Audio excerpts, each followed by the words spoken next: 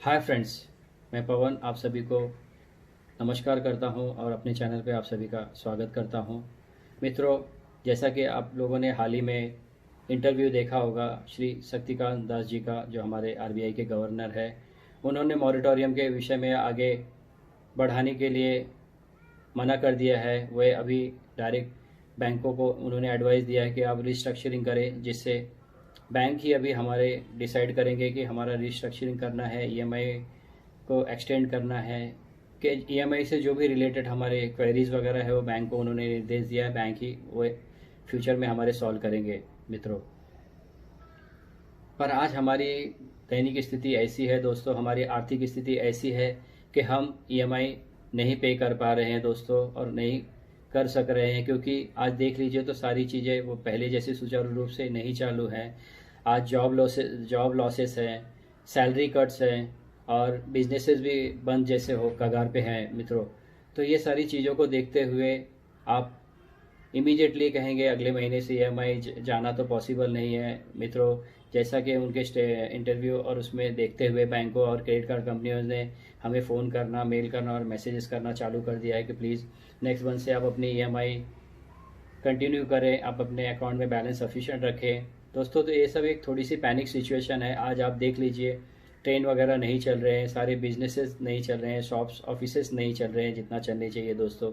Offices में लोग 10-20% आ रहे हैं, और जो भी काम कर रहे हैं वो अपनी जान हथेली पे लेके काम कर रहे हैं दोस्तों। सबको अपने जीवन का, अपने जान की परवाह है। तो ये सारी चीज़ें देखते हुए अब हमारी आस और हमारी जो अंतिम प्रार्थना है वो सुप्रीम कोर्ट न्यायालय से है या हाई कोर्ट न्यायालय से है कि प्लीज़ वही हमारा कुछ मार्गदर्शन कर सके, वही हमारे लिए कुछ राहत का मार्ग निकाल सके। हमारी आर्थिक स्थितियों को देखते हुए, हम सभी की बोरोवर्स की आर्थिक स्थितियों को देखते हुए वे एक ऐसा कदम उठाएं जिससे हमें थोड़ी राहत मिले। दोस्तों, इस कोविड-19 पैंडेमिक में, महामारी में, जिन्होंने भी ईएमआई अपना नहीं दिया है वे जेन्युइन बोरोवर्स हैं, वे अपनी ईएमआई देना चाहते हैं, पर उनके सामने ऐसी परिस्थिति है कि वे नहीं दे पा रहे हैं दोस्तों, क्योंकि उनका बिजनेस और सारी चीज़ें अभी स्टॉप हो गई हैं। कितने लोगों की तो सर जॉब भी चली गई है। तो ये सारी चीज़ें देखते हुए हमें भारत सरकार से और हमारे न्यायपालिका से हमें ज़रूर राहत मिलेगी, ऐसा मुझे आशा है। और ज़रूर मिलेगी, क्योंकि मुझे अपने भारत के संविधान पे और कानून पे और न्यायपालिका पे पूरा भरोसा है मित्रों। क्योंकि हमेशा सर्वोच्च न्यायालय हो या हाई कोर्ट हो, हमेशा गरीबों के या अपने जितने भी भारतवासियों के उन आर्थिक स्थितियों को देखते हुए निर्णय लेगा दोस्तों। और हम सब अपनी ईएमआई भरेंगे, क्यों नहीं भरेंगे दोस्तों। हम अपनी ईएमआई भरने के लिए लायबल हैं।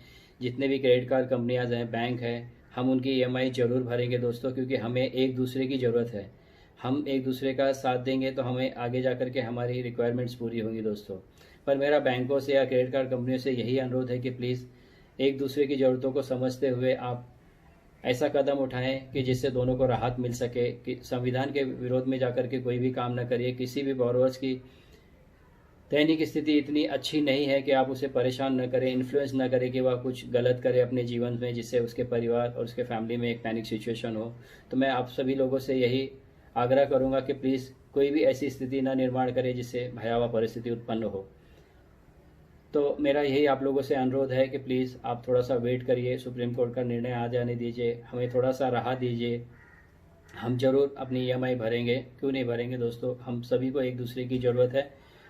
साथियों, जैसा कि आपने देखा है, जितनी भी इलेक्ट्रिसिटी कंपनियां हैं उन्होंने अपने इलेक्ट्रिसिटी बिल्स इतने ज़्यादा भेज दिए हैं 3-4 महीने के एक साथ करके, कि आज कंज्यूमर को भरने में प्रॉब्लम्स हो रही है, क्योंकि उनके पास फिजिकल जाकर के मीटर रीडिंग लेना पॉसिबल नहीं था इस कोविड-19 में, महामारी में।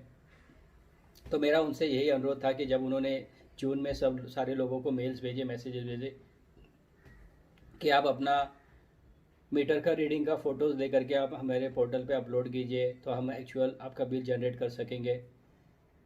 तो मेरा उनसे यही अनुरोध है, और मैं यही एक उनसे क्वेश्चन पूछूंगा कि जब आपको ऐसा ही करना था तो आपने मार्च अप्रैल से क्यों नहीं किया।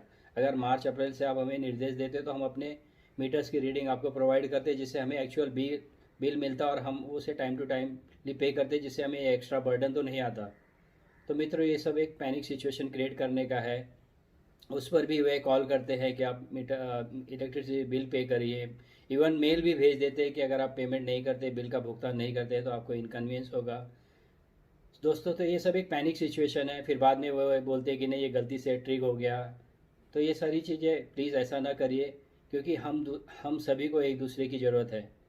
हमें आपकी ज़रूरत है और आपको हमें ज़रूरत है। तो प्लीज़ कुछ भी ऐसा पैनिक सिचुएशन ना करें कि जिससे लोगों को तकलीफ़ हो। मेरा उन लोग से यही अनुरोध है कि लोगों को साथ में लेकर काम करें, लोगों के खिलाफ काम ना करें दोस्तों।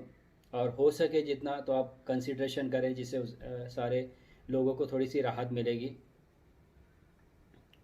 दोस्तों आखिरी में यही कहना चाहूँगा कि प्लीज़ हम अपना ईएमआई भरना चाहते हैं, हम अपना ईएमआई कभी भी ये डिफ़ॉल्ट नहीं करना चाहते हैं, क्योंकि हमें पता है कि हम अगर अपना ईएमआई भरेंगे तो हमारा ही बर्डन कम होगा दोस्तों जैसा कि मैं एक छोटा सा कैलकुलेशन आपको बताता हूँ, जो इंटरव्यू में कहा गया कि अगर आप 6 ईएमआई नहीं भरते हैं या 6 ईएमआई आपकी मिस होती है तो आपका 10 और 16 ईएमआई से आप बढ़ जाएगा दोस्तों। तो 6 ईएमआई का हमें 16 ईएमआई अगर भरना पड़ेगा दोस्तों, तो ये हमारे लिए बड़ी ही दुख की बात और दयनीय स्थिति है दोस्तों।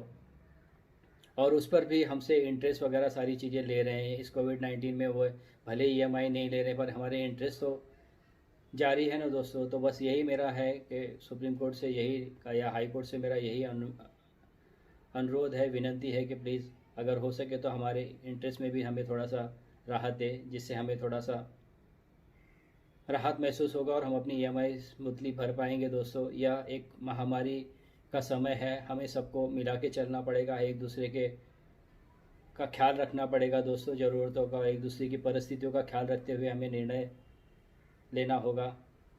तो मैं यही उनसे विनंती करूंगा कि प्लीज़ हमारी आर्थिक स्थिति को देखते हुए आप जो भी निर्णय लें, जिससे हम अपनी ज़िंदगी सुचारू रूप से चला सके दोस्तों। मैं आप सभी से यही अनुरोध करूंगा कि प्लीज़ आप अपनी आवाज़ उठाएं, नहीं तो आप किसी की आवाज़ बने, किसी को सपोर्ट करें दोस्तों, क्योंकि इस समय एक दूसरे के साथ मिलकर चलने का समय है दोस्तों। मैं आपसे यही अनुरोध करूंगा कि प्लीज़ सपोर्ट कीजिए, जिससे यह मेरी आवाज़ आगे तक जाए और हम सभी को एक उचित निर्णय मिले, उचित मार्गदर्शन मिले, जिससे हमारी प्रॉब्लम सॉल्व हो। मित्रों, लोन लेना कोई अच्छी बात नहीं है दोस्तों। कितनी कंपनियों को मैंने सुना है, बैंकर्स को या क्रेडिट कार्ड्स को, कंपनीज को, कि वो बोलते हैं कि सर जो मॉरेटोरियम, जिनके पास पैसे है वो भी मॉरेटोरियम ले रहे हैं। तो सर मैं उन लोगों के लिए यही एग्जांपल दूंगा जो आप मेरे वीडियो में देख सकते हैं, जिसमें उन्होंने क्लियर कट कहा गया है दोस्तों। तो ये सब गलत बातें हैं, ऐसी बातें करके कोई मतलब नहीं है। लोन नहीं भरना कोई सोल्यूशन नहीं है दोस्तों। जिसके पास है वो भर ही रहा है, लेकिन जिनके पास नहीं है, उनकी स्थिति नहीं है भरने के लिए, तो उन्हें थोड़ी बहुत राहत मिलनी चाहिए, ऐसा मेरा मत है। और ऐसा मुझे लगता है कि आप सभी का मत है, और ये ज़रूर पूरा होगा, मुझे विश्वास है दोस्तों। इसलिए मैं आपसे अनुरोध करूँगा कि प्लीज़ मेरा साथ दीजिए। अगर आपको मेरा यह संदेश, सुझाव, मेरी विनंती अच्छी लगी हो दोस्तों, तो आप मेरे चैनल से जुड़े, सब्सक्राइब करें, शेयर करें और बेल आइकन ना दबाना भूलें दोस्तों, जिससे आपको लेटेस्ट वीडियो इमीडिएटली मिल सकेगी दोस्तों। और मेरा यह संदेश ज़्यादा से ज़्यादा लोगों तक पहुँचे, तो जिससे हमें एक उचित न्याय मिल सकेगा दोस्तों, और हमारी आगे की परेशानियां सॉल्व हो सकेंगी दोस्तों। आखिर मैं आपसे यही कहूँगा कि अपने परिवार का और मित्रों का ख्याल रखिए दोस्तों। जय हिंद, जय भारत। मौका दिया है, पर जैसे एक बैंकर ने मुझे कैलकुलेट करके बताया कि अगर आपका एक लोन है, होम लोन है, मान लीजिए आपने 6 महीने तक इंटरेस्ट नहीं भरा, तो जब आपका फिर से हम स्ट्रक्चर बनाएंगे तो 6 महीने का मोरेटोरियम की वजह से 16 ईएमआई ऐड हो जाएगी ऑलरेडी। तो नेट बहुत ज्यादा फायदा नहीं होगा, क्योंकि काफी लोगों की इनकम भी कम हो गई है। तो अगर इस मियाद में आप थोड़ी और ढील दे, जहां भी पॉसिबल है बोरोवर्स के लिए, तो ये एक कंस्ट्रेंट साबित हो सकता है, क्योंकि जॉब लॉसेस काफी हैं, सैलरी कट्स काफी हैं, जो बिजनेस में है और उनके बिजनेस बंद है, तो उनके लिए भी काफी कैश फ्लो की कंस्ट्रेंट है।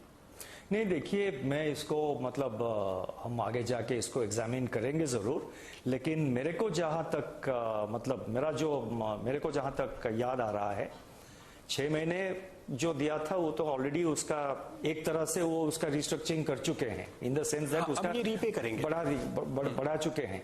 अभी उनको उसके ऊपर और 2 साल मिलेंगे ना। नहीं, 6 महीने का ईएमआई अगर आपने नहीं दिया, तो चूंकि वो इंटरेस्ट कैलकुलेट होगा और वो आपके प्रिंसिपल में ऐड हो जाएगा।